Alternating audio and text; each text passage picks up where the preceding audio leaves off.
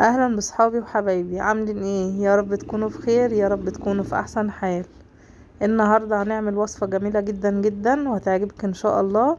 وكمان لو عايزة تعزمي حد تعملي الوصفة دي، بجد هتعجبهم جدا جدا. هنعمل النهارده الحمام الكذاب، بس هو جامبو زي ما انتوا شايفين كده. وهقول لكم احنا هنستخدم ايه. بجد هيعجبكم جدا جدا والطعم خرافة.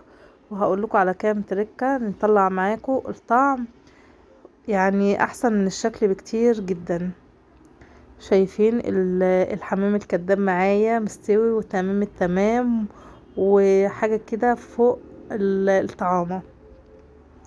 بجد كان طعمه حلو جدا جدا. والرز معايا مستوي ومفلفل كده ومش معجن، وهقولكوا برضو يطلع معاكم كده ازاي. لو اول مرة تشوفوني ما تنسوش تشتركوا في القناة وتفعلوا زر الجرس على الكل عشان يوصلكم مني كل جديد. ولو الفيديو بتاعي عجبكم ما تنسوش يا بنات تحطوا لي لايك، ما تستخسروش فيا اللايك. النهارده بقى معايا 3 فرخات اللي هما الشمورت. يعني ايه الشمورت؟ يعني فراخ صغيرة كده، تعمل لها مثلا 600 جرام 700 جرام، كيلو الا كيلو الا ربع مثلا كده.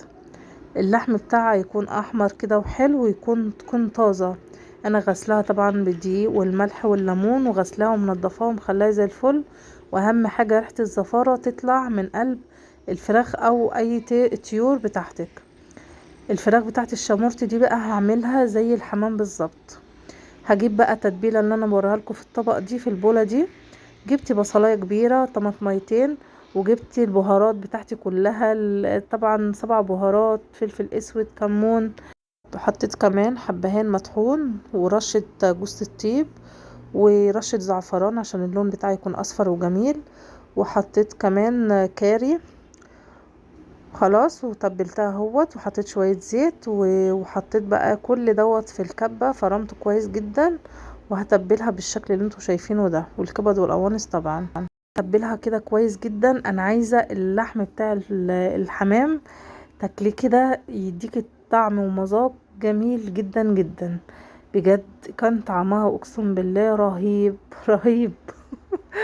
يعني جوزي كان بياكل فيها كده اما اقولكوش بجد، يعني عجبه طعمها جدا، وحماتي وكلنا بجد كان طعمها حلو قوي. هنسيبها بقى في التتبيله كده ساعتين 3 4. سيبها شويه كتار تشرب كده من طعم التتبيله. وطبعا والكبد والقوانص انا غسلاهم كويس وحطاهم معاهم برضو. بعد كده قطعت الكبد والقوانص، يعني شوحتهم شويه بالزيت، وبعد كده قطعت عليهم بصلايه، وحطيت عليهم شويه فلفل اسمر، وحطيت عليهم جوز الطيب. ماشي، بشرة جوز الطيب. وبعد كده نزلت بالرز بتاعي قلبته. انا بقول لكم على الخطوات، بس بصراحه ما صورتهاش. قلبت شويه الرز مع الكبد والقوانص والبصل. عايزه تقطعي البصل اصغر من كده قطعي. وحطيت عليهم كمان قرن فلفل اخضر وانا بشوح القوانص والكبد. وحطيت عليهم رشه زعفران عشان يديني اللون الاصفر الحلو اللي انتوا شايفينه ده. وبعد كده بقى هجيب شويه ميه مغليين. يعني ميه مغليه بس ما تكونش كتير، يعني يا دوبك مثلا لو انت هتعملي كوبايه رز حطي نص كوبايه ميه مغليه. ما تكتريش في الميه المغليه، انا عايزه يا دوبك بس ايه الرز بتاعي يكون نص سوا، عشان الرز بتاعي ما يعجنش. اهم حاجه الرز بتاعي يكون نص سوا، ولا هو مستوي ولا هو ني. طبعا انا خدت نص الكميه، ونص الكميه سبتها تستوي بقيه التسويه بتاعتها العاديه علشان خاطر احطها تحت الفراخ. بعد كده بقى هنجيب الفراخ بتاعتنا او الحمام الكداب بتاعنا هنحشيه من جوه ما هو. وبرضو انا طبعا عامله الصدر الجلد ما بين فرقاه يعني عن اللحمه زي ما انتوا شايفين كده. وهندخل برضو الرز جواه. وهنجيب بقى ابره طبعا تكون انتي مستخدماها، بس بتستخدميها للطيور اللي زي كده. بتكوني عايزه تقفلي مثلا فراخ محشيه، عايزه تقفلي حمام.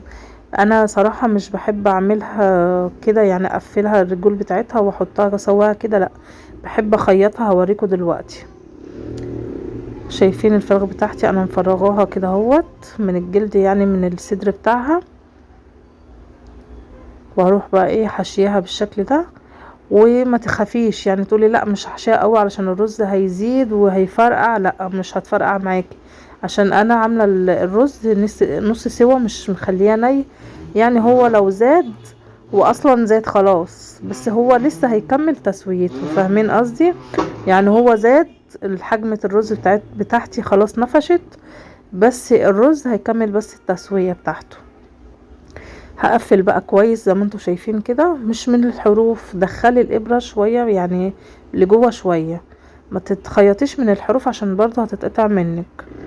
خلاص، وزي ما انتوا شفتوا في الاول خالص، مفيش ولا واحدة كانت مفرقعة مني ولا واحدة فكة مني، كان جميل جدا.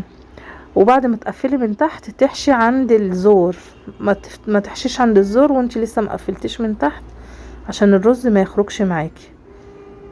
هتروحي برضو مقفله عند الزور كده اهوت.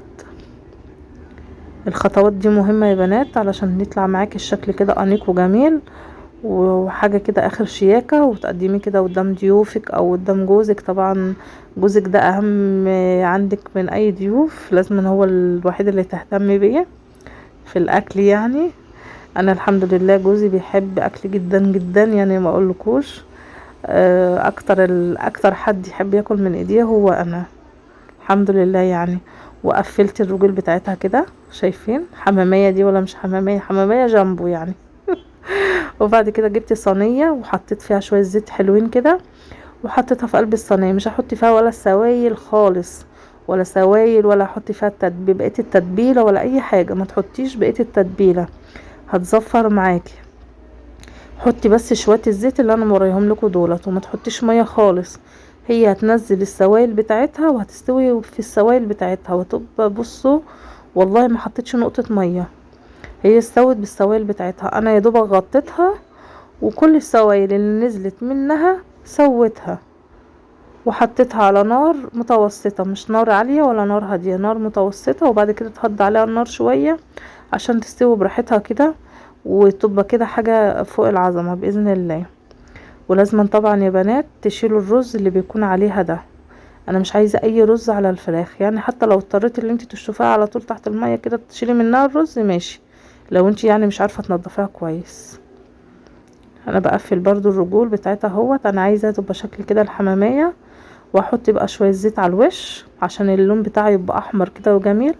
واحط كمان رشة ملح كده برضو من على الوش، على الفراخ كده من على الوش. واحط ايه، اللهم صل على النبي، رشة فلفل اسود، رشة حبهان مطحون.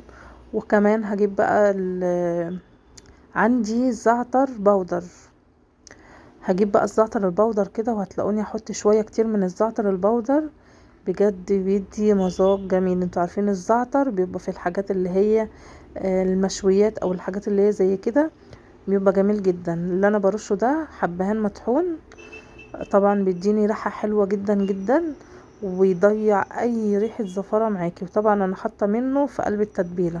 وده الزعتر البودر، شايفين يا بنات؟ بجد كان تحفة تحفة. وهجيب شوية زعفران يا دوبك رشة كده برضو من على الوش، الزعفران ده برضو بيديها لون حلو قوي. واحطها بقى على الفرن على رف متوسط، وهسيبها حوالي ساعة الا ربع، من ساعة الا ربع لساعة، هتطلع معاكي بالجمال اللي انت شايفاه ده. ولا في واحدة اتفرقعت معايا، ولا في واحدة فكت معايا من الخيط بتاعها وطلعت الرز بتاعها. بجد كانت حاجة جميلة جميلة. وكان فاضل شوية صوص كده من الفراخ اللي هو الزيت بتاعها، حطيته في قلب الرز اللي هو كان باقي، اللي انا سويته على النار يعني. يعني انا قلت لكم ان اخدت نص الكمية، النص التاني انا سويته على النار. هو ده طبعا بنحطه تحت الفراخ بتاعتنا بالشكل ده. وهنحط، بقول لكم دي قنصة، انا بحب القنصة جدا. بنقيها كده وباكلها. وهرص بقى الحمام الكداب بتاعي بالشكل ده، بجد حاجة كده جميلة.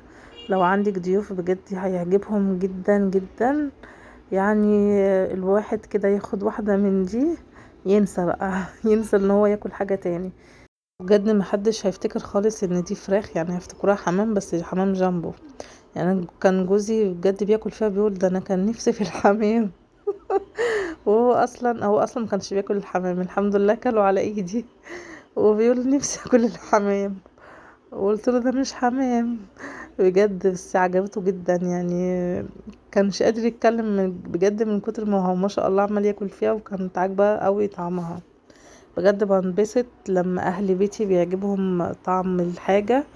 وطبعا حضراتكم بتبسط جدا لما بتكتبوا لي التعليقات وبتقولوا لي يا منى بجد وصفتك جميلة.